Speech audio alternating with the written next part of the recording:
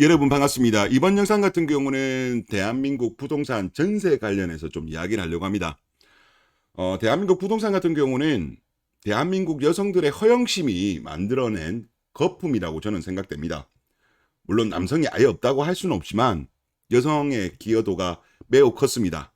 그리고 2010년대 이후에 더욱더 여성들이 과도한 결혼 조건을 요구하면서 더욱더 그게 심화됐다. 그렇게 이제 말씀을 드리겠는데, 지금 보시는 장면이 이제 최근에 한 몇 년 동안 나왔던 기사들 관련된 겁니다. 뭐 집값이 엄두가 안 나서 경제적 이유로 절반으로 줄어든 신혼부부, 뭐 남자는 집, 여자는 집값의 10% 혼수, 미친 짓이다. 이유를 들어보니, 이런 또 기사도 있었고요. 그리고 또 결혼 시 남성의 경제력을 본다는 여성 93%, 울컥해 계산 꺼내든 남성들, 이런 제목들이 있습니다. 제일 밑에 기사 제목을 보면 그런 생각이 들어요. 우리가 사실 뭐 경제력을, 남성 경제력 안 본다는 거는 뭐 거짓말이겠지만, 하지만 절대적으로 이렇게 93%까지는 좀 지나친 것 같습니다. 요즘 같은 경우는 여성들도 경제 활동을 많이 하고 또 돈을 많이 버는 여성들도 많은데도, 하여튼 이렇게 모든 여성들, 거의 모든 여성들이 이런다는 거는 역시 썩은 귤 상제론이 괜히 있는 말이 아니다. 그런 생각이 들고, 그리고 결혼 시장 같은 경우도 그래요. 그래도 한 2000년대까지는 이 정도까지는 아니었어요. 그러니까 결혼할 때 무조건 아파트 해야 된다. 남자는 혼수로 아파트다.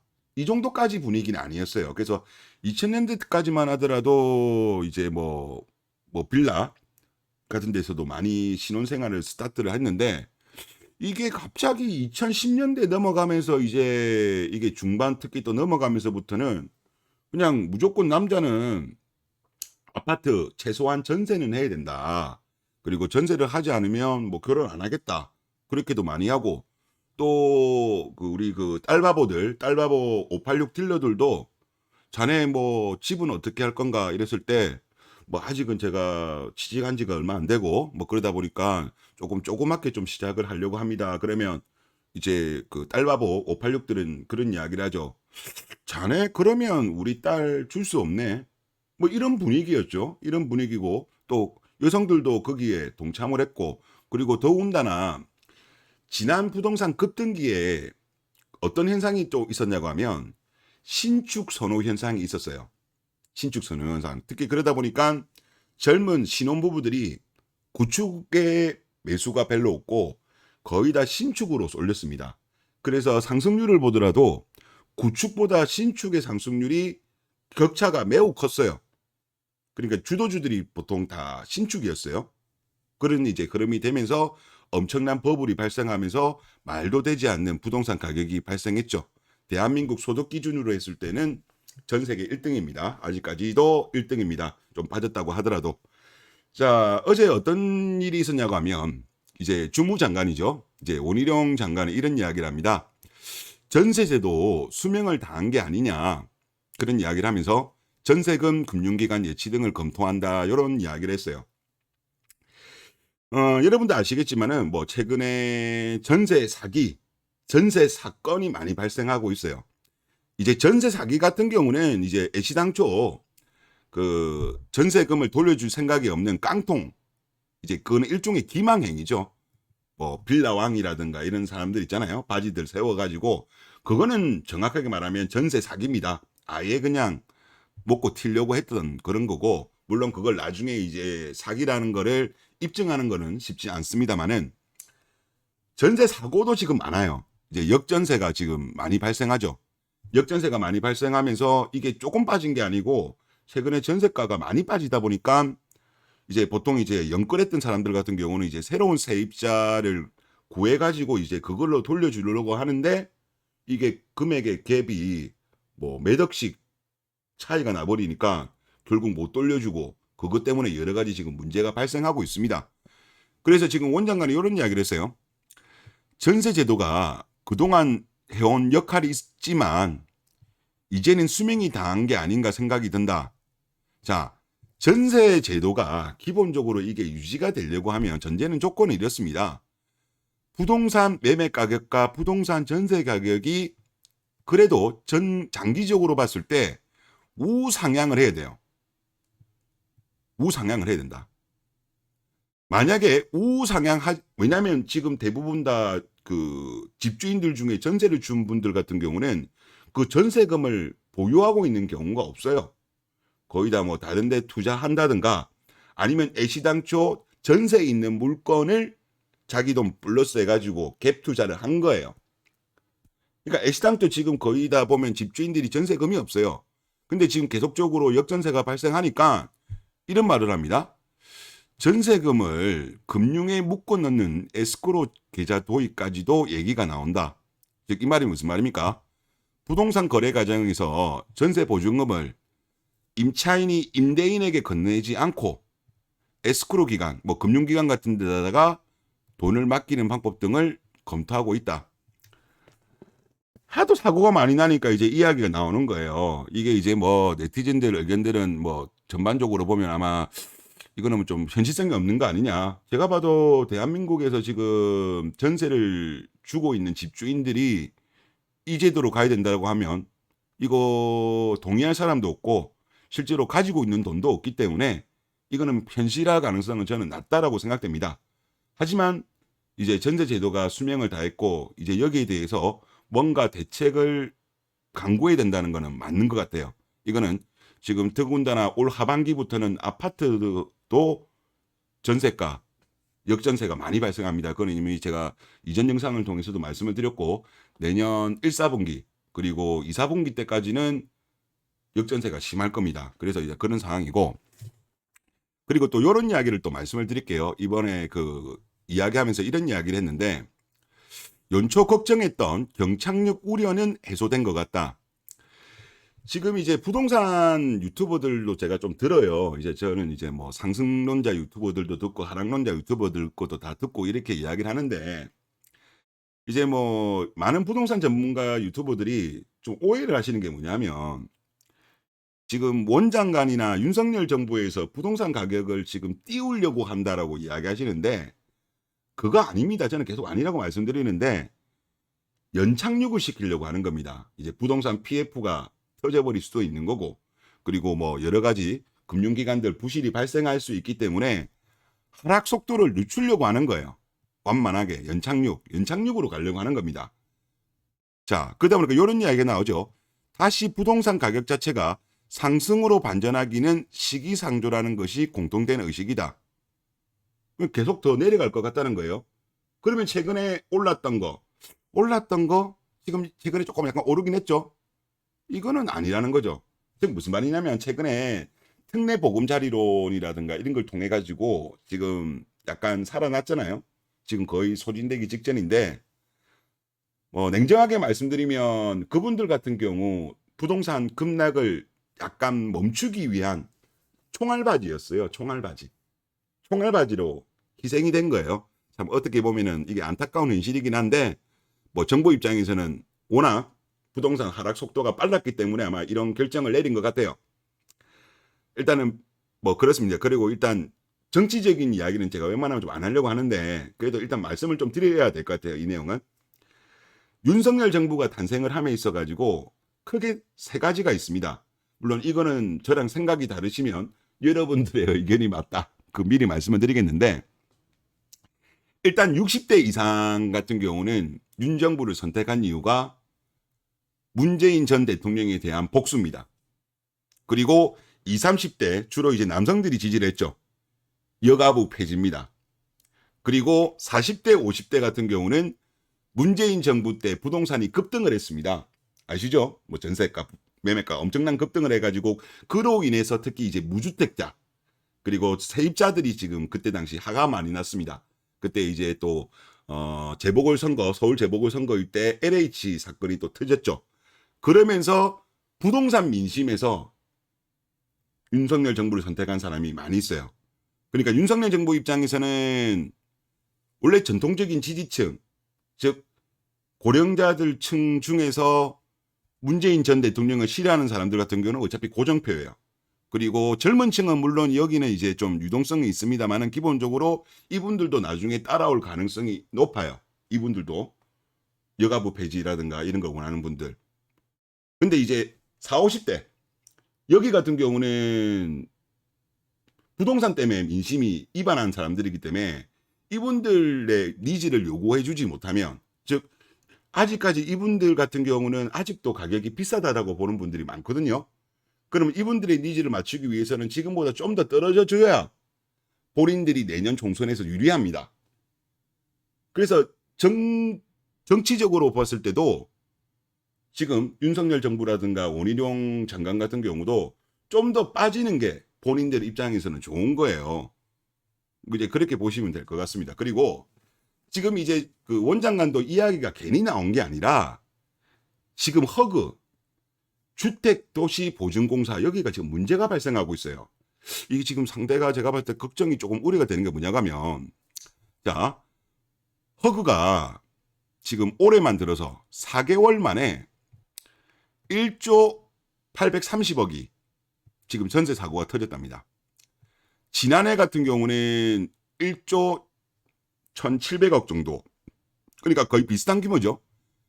작년에 발생했던 것만큼 올해 4개월 만에 발생을 한 거예요. 사고가 났습니다. 작년 같은 경우만 하더라도 주택보증공사 같은 경우는 13년 만에 처음으로 단기 순이익이 적자가 났어요. 마이너스 1,100억. 그러면 지금 금액이 이 정도만 한다면 올해 4개월 만에 벌써 이 정도 이제 규모로 마이너스가 났을 가능성이 꽤 있죠. 그리고 지금 이제 여기 기사도 한번 좀 보면요. 허그가 지금 이제 문제가 좀 발생하고 지금 자본은 충분하다고는 하지만 경우에 따라서는 이제 자본 잠식 가능성도 발생할 수가 있으니까 지금 정부와 출자를 협의하고 있다고 합니다. 이거 누구 돈이에요? 정부에서 돈 대주는 거는 국민들 세금 아닙니까? 그 연끌들 도와주고 전세 사기꾼들 그거 메꾼다고 이 국민 세금이 들어가셔야 되겠습니까? 지금 재정이 지금 상당히 악화되고 있습니다. 재정이 악화되고 있고, 또 여기 보다 보면 지금 이런 이야기 나옵니다. 현행법상 허그는 자기 자본의 60배를 넘지 않는 내에서 보증 한도 발행이 가능한데 지난해 12월 기준 보증 배수는 54.4배. 거의 다 발행 다 했죠. 자, 허그의 보증 배수가 한도를 넘었으면 보증보험 운용 중단이 될 위험도 있다. 그래서 자본금 발행 가능성이 계속적으로 해소가 되고 있고, 더군다나 이 상태에서 또 이렇게 부실도 발생하고 있기 때문에 지금 원희룡 장관이 지금 이야기하는 게 괜히 나오는 게 아니라 허그 여기서 지금 사고가 꽤 많이 나고 있습니다. 이런 문제도 있고요. 그리고 일단 대한민국의 전세 자금 대출에 대해서 제가 한번 또 이야기할게요. 제가 전에도 한번 말씀을 드렸는데 2000년도 때 같은 경우는요. 2010년 이전 아마 이게 정확하게 그 MB 정부 때 전세 자금 대출이 많이 풀렸어요. 그 전까지는 전세 자금 대출이 있기는 있었습니다만은 그때 당시는 기금 대출이라고 해서 저소득층 중에서 일부만 대출을 받았어요.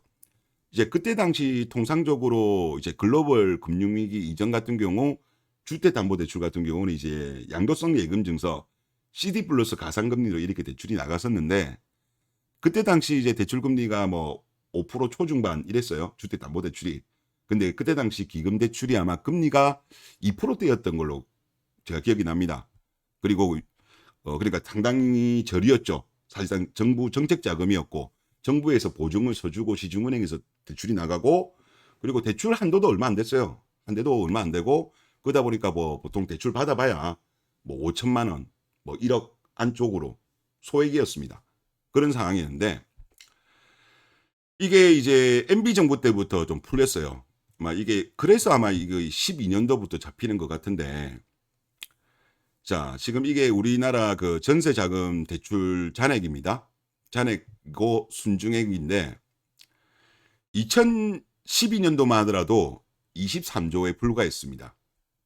하지만 2010년도부터 가파르게 증가했죠. 그러니까 이제 우리가 17년 5월 달부터 문정부니까 그리고 2022년 5월까지가 문재인 정부 기간인데 그러니까 애시당초 MB가 이거를 한 것도 저는 잘못했다고 생각해요. 그리고 박근혜 정부가 이것도 유지했죠. 그리고 최경환 경제부총리가 뭐 빚내서 집 사라? 저는 이거 잘못했다고 봅니다. 이거 그때 당시 경기 부양하려고 그 선택을 했는데 잘못했습니다. 두 정부도 잘못했고, 그리고 문재인 정부 들어와서는 본격적으로 전세 자금 대출에 대해서 정부에서 보증을 해줬죠. 보증을 해주면서 이제 은행들도 아유 보증도 해주겠다 잘 됐다 싶어가지고 대출을 막 합니다. 그러면서 그때 당시 16년도 때까지만 하더라도 50조 정도밖에 안 되었어요. 그런데 지금 현재 2022년도 12월 기준으로 했을 때 170조까지 늘었습니다. 3.4배가 늘은 거예요. 5년 만에. 5년 만에 3.4배가 는 거죠. 그러니까 지금 대한민국의 어떤 부동산 버블은 일단 2000년대 또만 하더라도 영끌이 뭡니까 갭 투자라는 말이 단어가 없었어요. 저도 그때 관련 일을 했음에도 불구하고 저는 갭 투자라는 이야기를 아예 들어본 적이 없거든요. 근데 2010년도 이후에 물론 갭 투자 한 분들이 있기는 있습니다만은 그게 막 용어가 우리가 일상화된 용어가 아니었어요. 이게 2010년도 아마 언제 때부터인지는 모르겠지만 하여튼 2010년도 이후에 쓰였던 용어입니다. 그전에는 그 단어 자체를 저는 한 번도 들어본 적이 없어요. 그러니까 이런 갭 투자가 늘어난 이유 중에 하나가 바로 이런 전세 자금 대출을 활성화시켜 주다 보니까 전세 가격이 올라가죠. 그러다 보니까 매매 가격과 전세 가격의 격차가 줄어드니까 영끌들이 여기서 끼어든 거예요. 그래서 요즘 전세 자금과 대출과 관련된 기사들을 보면 많은 네티즌들께서 그런 이야기를 하세요. 야, 그냥 전세 자금 대출 없애자. 없애자는 이야기를 많이 하십니다. 예전에는 보면 그런 내용의 댓글들이 많지는 않았거든요. 근데 요즘은 보면 이거가 좀 많은 분들이 인식을 하신 것 같아요. 그러니까 전세자금 대출 없더라도 예전에 돌아갔어요. 그냥 주택담보대출만 남겨두고 전세자금 대출 같은 경우는 없애는 게 맞다고 봅니다. 설령 한다라고 한다면 예전에 2000년대 때 했던 것처럼 기금대출선에서 하는 게 맞는 거지 지금처럼 이렇게 하는 건 아니다.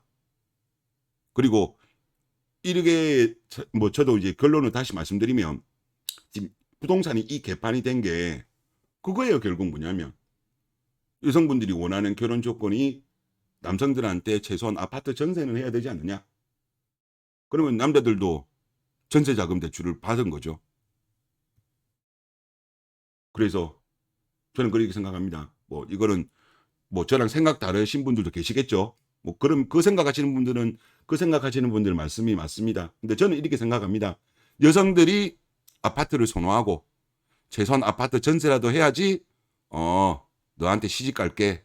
그리고 영포티들 거기에 쩔쩔매면서 전세자금 대출 받고 일부는 또 연끌하고 그리고 부동산 투기꾼들은 그 전세가와 매매가가 줄어든 그거를 이용해서 부동산 투기하고 그래서 지금 이 모양 이 꼴이 나고 미국에서 연준에서 기준금리를 이제 많이 올리고 물론 우리나라는 그 정도까지 올리지 못해서 1.75 정도까지 그렇게 갭이 줄어들었는데 갭이 늘어났죠.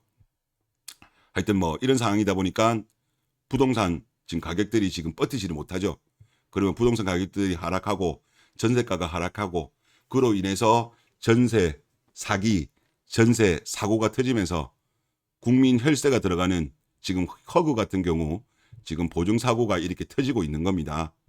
어떻게 작년 1년 동안 터진 게 올해 4개월 만에 발생합니까? 올 하반기는 전세가 더 높아요. 올 하반기는. 그래서 허그의 이 지금 보증사고가 지금 4개월 만에 1조인데 이 트렌드로 가면은 3조 넘어갈 것 같습니다. 지금 왜냐면 그냥 단순하게 곱하기 3만 해도 3조가 넘어가거든요. 근데 지금 제가 전에도 자료 보여드렸지만 하반기 때가 더 전세가가 높아요. 역전세 문제가 더 심각해지기 때문에 갑자기 경제가 뭐 좀 살아난다든가 뭐 연준이 예를 들어서 기준금리를 가파른 속도로 뭐 인하한다든가 등등 그런 변수가 발생할 가능성은 별로 없거든요. 그러면은 이 지금 보증 사고 같은 경우는 더 나을 가능성이 높다라고 봐요. 그래서 대한민국 여성분들 이제 조금 경제도 이제 정말 우리나라가 수축으로 들어갑니다. 수축으로 들어가기 때문에 이제 조금 어느 정도 현실성에 맞게 좀 정신을 좀 차려 주셨으면 좋겠다. 그런 말씀을 드리겠습니다. 감사합니다.